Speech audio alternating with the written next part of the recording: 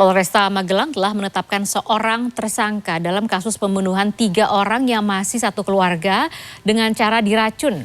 Tersangka tak lain adalah anak kedua yang tega menghabisi kedua orang tua dan kakak kandungnya dengan motif sakit hati.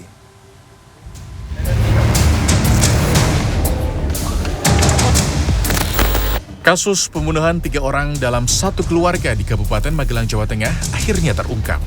Satu keluarga itu ternyata tewas diracun oleh anaknya sendiri. Tersangka tak lain adalah Dede, 22 tahun, anak kedua yang tega menghabisi kedua orang tua tersangka dan kakak kandungnya. Dari hasil penyelidikan sementara polisi pada Selasa pagi, motif tersangka melakukan perbuatan keji itu ternyata dipengaruhi rasa sakit hati lantaran tersangka dibebankan biaya hidup keluarga usai ayahnya pensiun 2 bulan lalu. Upaya pembunuhan tersebut dilakukan tersangka 2 kali. Usai upaya pertamanya gagal setelah mencampur minuman dawet dengan racun Rabu pekan lalu. Sakit hati karena bapak orang tua daripada terduga pelaku itu 2 bulan yang lalu baru saja pensiun. Anak pertama, korban yang perempuan itu tidak diberikan beban untuk menanggung semua kebutuhan yang ada. Yang diberi beban adalah anak yang kedua yang saat ini kita tetapkan sebagai tersangka. Untuk mempertanggungjawabkan perbuatannya, kini tersangka mendekam di sel tahanan Mapolresta Magelang dan dijerat dengan pasal pembunuhan berencana dengan ancaman hukuman seumur hidup atau mati. Sebelumnya, tewasnya ketiga korban itu diketahui oleh asisten rumah tangga setelah menerima telepon dari tersangka pada Senin pagi. Tersangka mengatakan menemukan mayat ketiga anggota keluarganya di dalam kamar mandi. Dari rumah korban, polisi pun menyita secangkir teh, sisa minuman korban dan sendok yang dipakai mengaduk teh. Jenazah ketiga korban telah dimakamkan pada Senin malam di tempat pemakaman umum Dusun Kerajinan, Kecamatan Mertoyudan. Tri Joko Purnomo, Magelang, Jawa Tengah.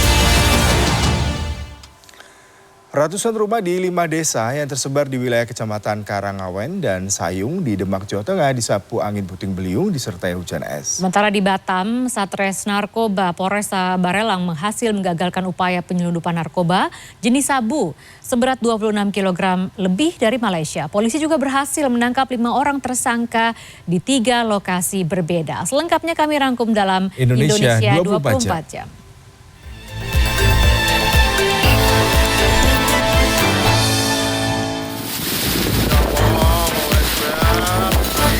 Angin puting beliung disertai hujan deras es menerjang 5 desa di Kecamatan Karangawen dan Sayung, Demak, Jawa Tengah Selasa sore. Akibatnya ratusan rumah rusak dan merobohkan sebuah gudang serta tiang lampu listrik. Insiden ini bermula saat langit mendung tebal kemudian muncul hujan es dan disusul angin bergemuruh dari arah utara menuju selatan. Tidak ada korban jiwa dalam peristiwa ini, namun kerugian ditaksir mencapai ratusan juta rupiah.